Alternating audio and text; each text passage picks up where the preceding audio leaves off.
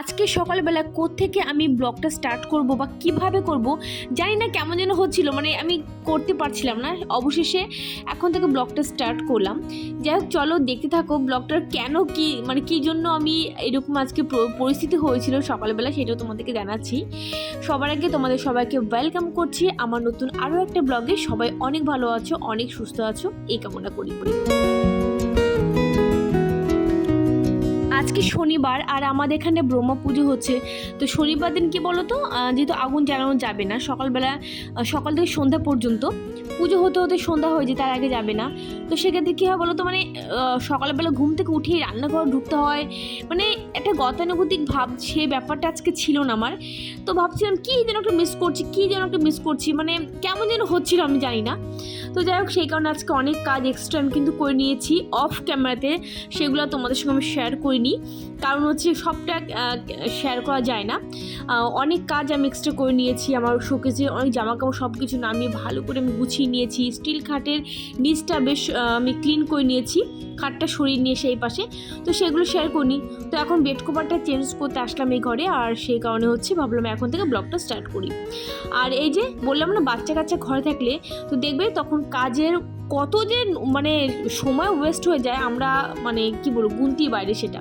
আর এই যে দেখো আমি কাজ করছি, আমার আদি ওম এসে বারবার করে, মা তুমি এটা এই করো, আমি এখন এইটা করে দিই, তুমি দাঁড়াও মা, দেখো মাথা, মা তুমি এই কানেরটা পরো, মা এই করো ওই করো, মানে পাগল করে দিল আমাকে।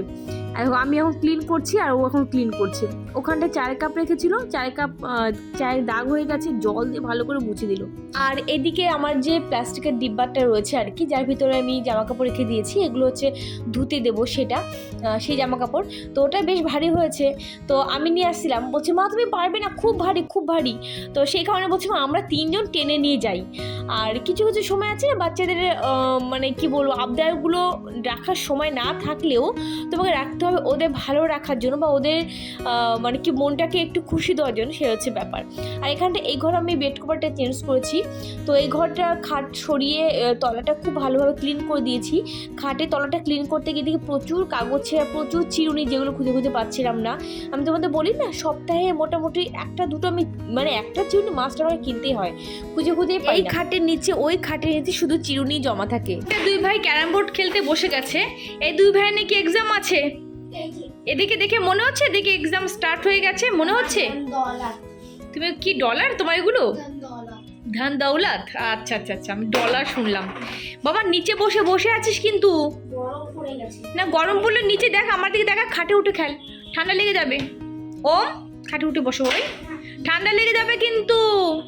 হ্যাঁ হ্যাঁ করে কাশবি না, হ্যাঁ হ্যাঁ করে না, ভুল বললাম, হ্যাঁ করে কাশবি। তাড়াতাড়ি ওঠো বাবা, হ্যাঁ ওঠো, উঠে গেল।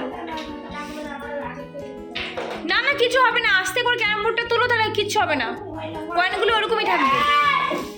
আরে রাগ করতে নেই, ঠিক আছে দাদা, ঠিক ভাই, ঠিক দাদা বলছি, দেখ বাবা শুধু ভাইকে তো দাদা বলে দেবি, দেখ। আর এখানটা হচ্ছে আমার কিছুই গোছানো হয়নি, থালা বাসন সব এইভাবেই রয়েছে, এগুলো এখন গোছাতে হবে বলতে গেছিলাম। এটার মধ্যে রয়েছে ছোলার ছাতু, তো এগুলোকে গুছিয়ে নিই। আর আজকেও দেখো মেঘলা মেঘলা ওয়েদার বাইরে। আজকে সকালবেলা ঘুম থেকে উঠে খেয়েছিলাম ছোলার ছাতু আমরা তিনজনই, আর মাসি এসেছিলো, মাসিকেও ছোলার ছাতু দিয়েছিলাম, কারণ আজকে কিছু মানে করে দেওয়া যাবে না। আর সবচেয়ে বড় কথা, মাসি কাজ করে জানো তো, আমাদের এখানে যে 4-5টা বাড়িতে কাজ করে সেটা আমাদের গলিতেই, তো সেই কারণে মাসি সকাল থেকে কারো বাড়িতে সেরকম কিছু খায়নি, মানে চা খেতে পারিনি, কিছু নর্মালি ব্রেড এরকম কিছু খেয়েছে। তো যাই হোক, আর আমার ঘরে ছোলার ছাতু খেলো মাসি।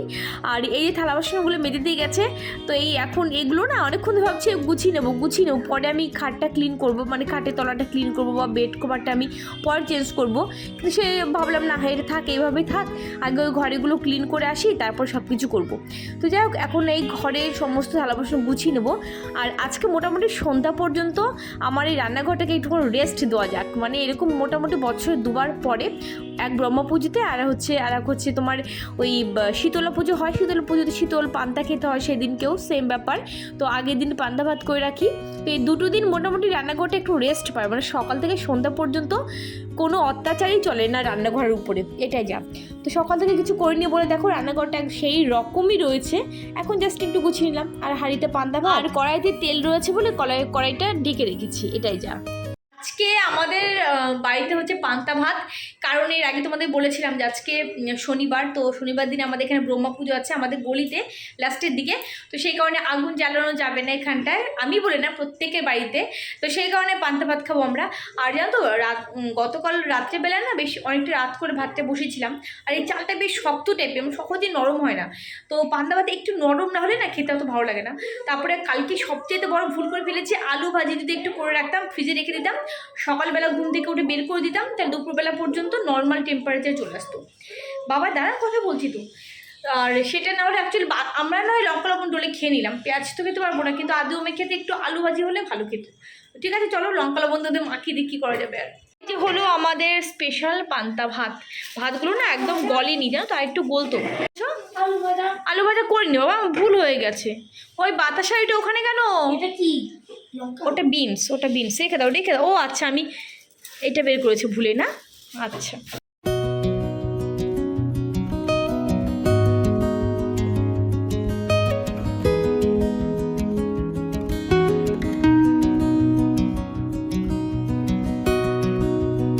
ভালো লাগছে। একটুখানি হলে ভালো হতো না? এখানে চানাচুর দিয়ে দিয়েছে একটুখানি করে, চানাচুর দিয়ে খাও। কী করবো বাবা, কালকে আমার একদম খেয়াল ছিল না আলু ভেজে রাখবো। ঠিক আছে, যখন যেরকম তখন সেই রকম, ঠিক আছে? যখন যেটা দেবে মা তখন সেটাই খাবে। হাসি মুখে হাসো তো একটু, হাসো একটু, হাসো একটুখানি হাসো। আদিমের জন্য এইটা নিয়ে এসেছি, আর একটাই ছিল, দেখি রিয়াকশান কি হয় ওদের। চলো দেখি। আদিম কি এনেছি বাবা? একটাই ছিল, দুঃখের বিষয় দুটো পাইনি, একটাই পেয়েছি। সবার লাস্টে মানে একজন তিনটে ছিল লাস্টে, একজন দুটো নিল আর আমার একটা ছিল ভাগ্যে। মুখটা পাঁচের মতো করেছি কেন? নাও, এরপরে আমি তো লাস্টে গেছি বাবা। ধরো, ঠিক আছে, দুজন মিলে ভেঙে দেবো না, তোমরা ভাঙবে? ভেঙে নাও। ওকে, নট 60-40, 50-50। ঠিক আছে, মাপতে হবে না, দেখো মেজারমেন্ট করছে এখন আবার। ঠিকই আছে, খেয়ে নাও। আরে বাবা ঠিক আছে, আচ্ছা এইটা একটু বেশি আছে, তুই খাবি, খেয়ে আবার এইটুকু রেখে দিব, ও খাবে, ঠিক আছে? আমি খাবো না, আমি খাবো না, আমি এখন খাবো না।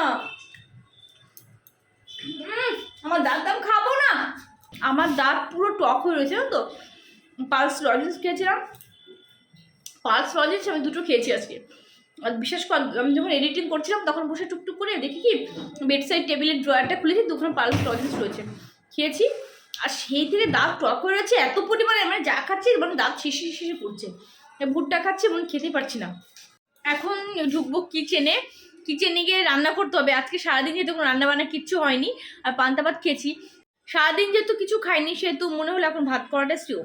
সকালবেলা তো খেয়েছিলাম ছোলার ছাতু, বাস ওই খেয়ে নিয়েছিলাম। তো যাই হোক, এখন হচ্ছে ভাত করব, ডাল করব, আলু সেদ্ধ, মানে খুব গরম গরম আলু সেদ্ধ আর ডাল ভাত খেতে খুব ইচ্ছে করছে।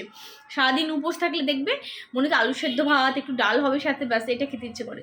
তো আজকে যেহেতু আমি আমিষও খেতে পারবো না রাত্রেবেলা, যেহেতু পুজোটা হয়েছে পাশে, তো সেই কারণে তো যাই হোক আলু সেদ্ধ ডাল আর একটা ভাজি করে নেবো। আমার কিচেনটা দেখো সেইভাবেই রয়েছে, সকাল থেকে এই কিচেনে আজকে কোনো কিছু করা হয়নি।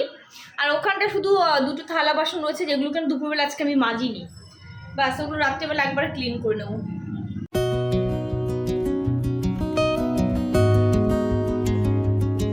তো চলো, সারাদিন বাদে এলাম এবার রান্নাঘরে। আর না, রান্নাঘরে বললাম আলু সেদ্ধ ডাল এটাই খেতে ইচ্ছে করছে। আর ওই যে বললাম দেখবে উপোস থাকলে বা সারাদিন সেরকম যদি কিছু না খাও, তো সেক্ষেত্রে মনে হবে কি একটু ডাল আলু সেদ্ধ ভাত, এটা কিন্তু আমার ক্ষেত্রে মনে হয়। তো সেটাই কিন্তু আমি করব এখন, আলু সেদ্ধ ভাত করব একটু ঝাল করে, আর তার সঙ্গে ডাল থাকবে, একটু ভাজি থাকবে।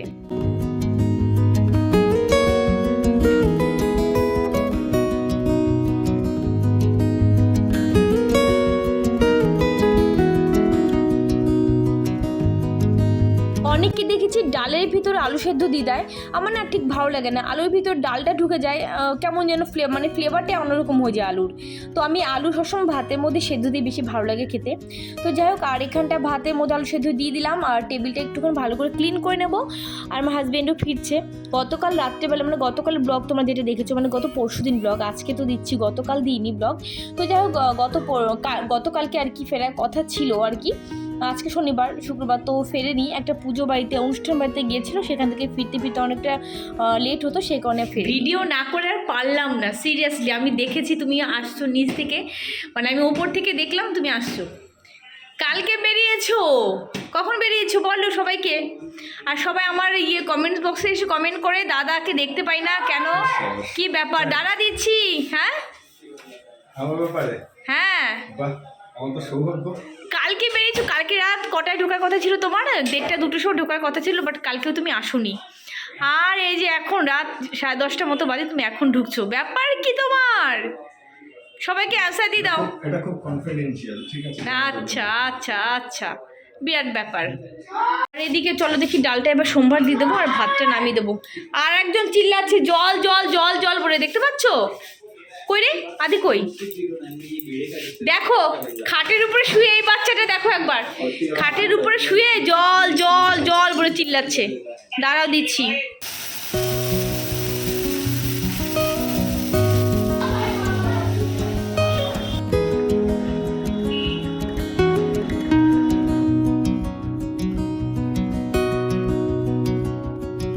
ডাল হয়ে গেছে, ভাত হয়ে গেছে, আর এদিকে এখন করব বেগুনের বড়া। বেগুনের বড়া মানে কি, আমি যেভাবে করি ওই একটু হালকা ফুলকাভাবে আর কি করি। এখানটা একটুখানি কর্নফ্লাওয়ার নিয়ে নিয়েছি, আর নিয়েছি চালের গুঁড়ো, ব্যাস। আর লঙ্কা কুচি দিয়েছি, লবণ হলুদ, ব্যাস। এবারে বেগুনগুলোকে আমি কেটে নিয়েছি, একদম পাতলা করিনি, আবার একদম মোটাও না, মোটামুটি একটা সাইজে করেছি। এবার বড় করিনি, গোল গোল বড় করলে না ভালো হয়, কিন্তু কি বলো, তাহলে অনেক তেলে দিতে হবে, মানে বড় কড়াইতে দিতে হবে, তাহলে নয়তো অনেক সময় লেগে যাবে, এটাই যা। তো আমরা খাবো রাত্রেবেলায়, সেই কারণে অত ঝামেলা করলাম না। এখানে বেগুনের বড়া করে নিলাম, আর বেগুনের বড়া আমার খুব ভালো লাগে। নর্মাল বেগুন ভাজি চাইতো বেগুনের বড়াটা আমার বেশি ভালো লাগে, একটু কুড়মুড়ে কুড়মুড়ে ক্রাঞ্চি ব্যাপারটা থাকে। তো যাই হোক, আর এখানটা ভাতও হয়ে গেছে, এখন ডাল তো হয়েই গেছে, তোমাদেরকে বললাম। বেগুনের বড়াটা হলেই ব্যাস, এবার গরম গরম খেতে বসে যাব। আর দুপুরবেলা যেহেতু পান্তা ভাত সেরকম খাইওনি, অল্প একটুখানি খেয়েছি, আর এখন ভীষণ ভাতে খিদে পেয়ে গেছে গো। তো যাই হোক, এই যে বড়া একদম মানে কি বলবো, মুচমুচে বড়া ভীষণ ভালো লাগে খেতে এইভাবে। তোমরা যারা নর্মাল বেগুন ভাজি খুব একটা খেতে চাও না, তো এইভাবে খেতে পারো। নর্মালি বেগুন ভাজি সবাই কিন্তু ভালোবাসে, খুব কম সংখ্যক লোক আছে যারা বেগুন ভাজি খেতে পারে না, কিন্তু বেগুন অনেকের অ্যালার্জি থাকে। তো যদি খেতে চাও এইভাবে একবার ট্রাই করতে পারো, একটু কর্নফ্লাওয়ার বা একটু চালের গুঁড়ো এসব দিয়ে করতে পারো, বা অ্যারারুট বা বেসন, যাই হোক না কেন। তো এটা ভেজে নেবো, আর ওদিকে তো সব কিছু রেডি হয়ে গেছে। তো এখানটা দেখো অলরেডি মাখিয়ে নিয়েছি কিন্তু আমি আলু সেদ্ধ, আর এখানে বেগুনের বড়া। অনেকেই মানে সবারই প্রিয় বেগুনের বড়াটা মোটামুটি, আর সবাই কিন্তু খেতে বসেও গেছে অলরেডি। আর ডাল, ব্যাস এবার খেতে বসবো।